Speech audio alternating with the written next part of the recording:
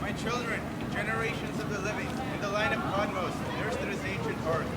Why have you strewn yourselves before these altars in supplication with your bows and garlands? The breath of incense rises from the city, and the sound of prayer lamentation. Children, I would not have you speak through messengers. Therefore, I have come myself to hear you. I, Oedipus, bear the famous name. Great Oedipus, you see how all ages for people cling to your altar steps. Here are boys who can barely stand alone, and here are priests by weight of any age as I am priest of God, and young men chosen from those yet unmarried. As for others, all that multitude, they wait in all the chaplets and squares, at the two shrines of palace, and where Apollo speaks to the bold embers. Your own eyes must tell you, Eve is crossed on a murdering sea, and cannot lift her head from the death surge. A rust consumes the buds and fruits of the earth. The herds are sick, children die unborn, and labor is vain. The god of plague and fire rides like detestable lightning throughout the city, and the house of casuals is laid waste.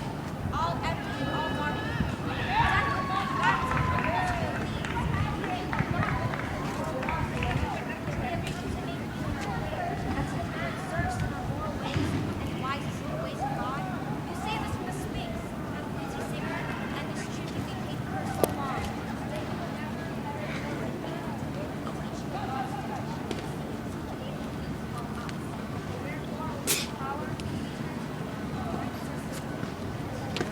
Poor children, you may be sure I know all that you long for in your coming here.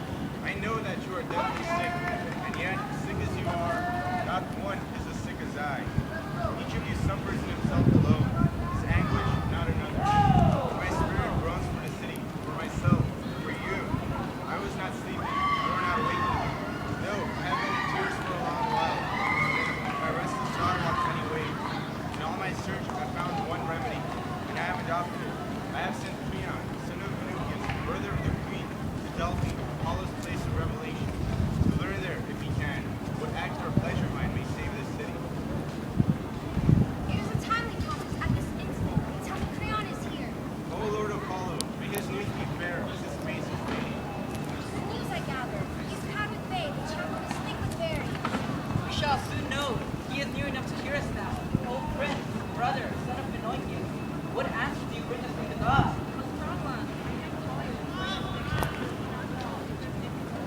What was the oracle? These vague words leave me still hanging between hope and fear.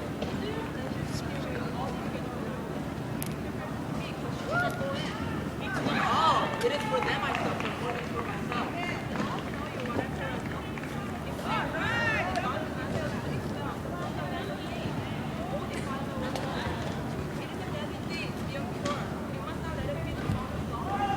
What defilement?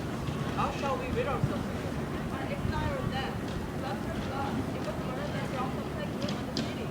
Murder approved. Surely the god has named him.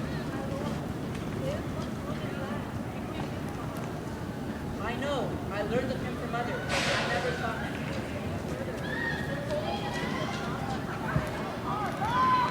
On whom? Where are they?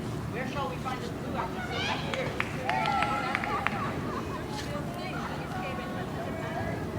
Tell me, was Welch murdered in his house?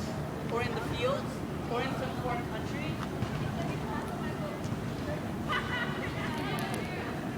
And was there no one, no witness, no companion to tell what happened?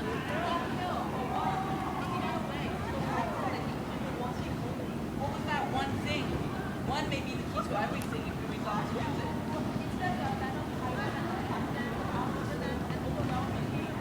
Strange that a highwayman should be so daring, unless some faction here bribed him to do it.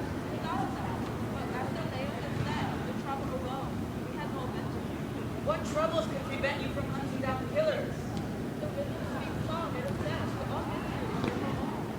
Then once more I must bring what is dark to light.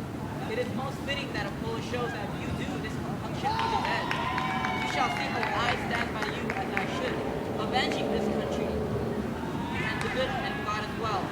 And not as though if it were for some distant friend, but for my own sake, to be rid of evil. Whoever killed King Leos might, who knows, lay violent hands even on me, and soon. I act for the murdered king in my own interest. Let us rise, children. It was for this time we came, and now the king has promised it. Oedipus has sent us a warning. May he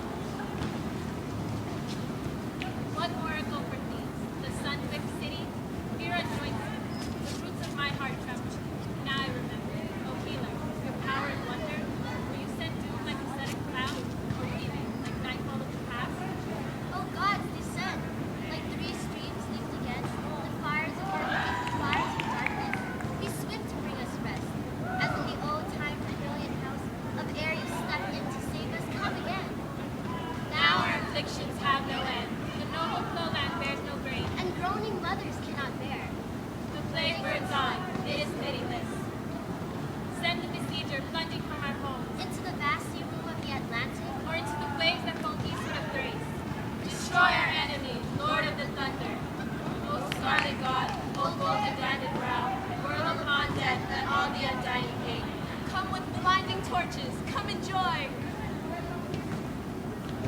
Is this your prayer? It may be answered. Come, listen to me.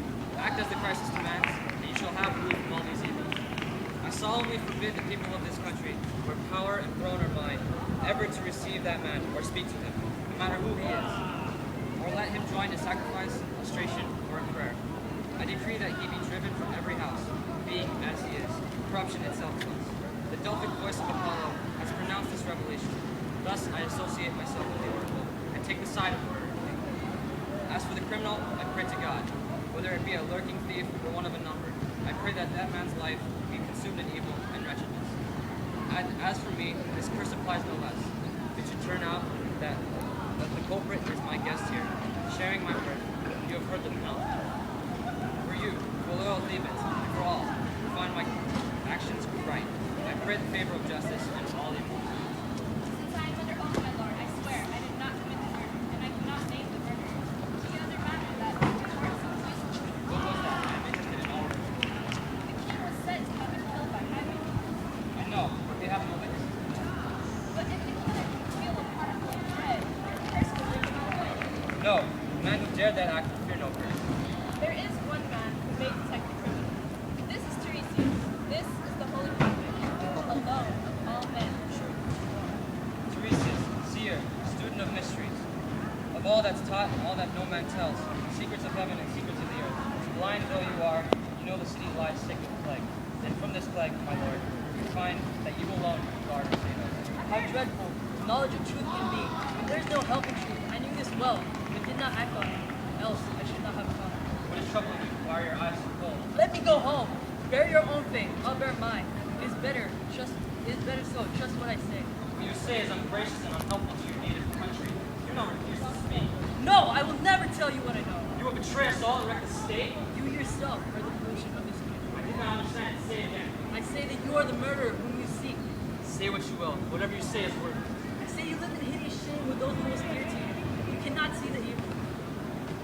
Tell me, who made these fine discoveries? Creon or someone else? He has brought this decrepit fortune teller, this collector of dirty pennies, this prophet fraud. Why, he is no more clairvoyant than I am. Listen to me! You mock my blindness, do you? But I say that you, with both eyes, are blind. You cannot see the wretchedness of your life.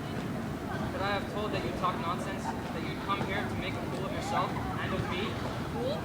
Your parents thought me insane. My parents again. Wait, who were my parents? Aye!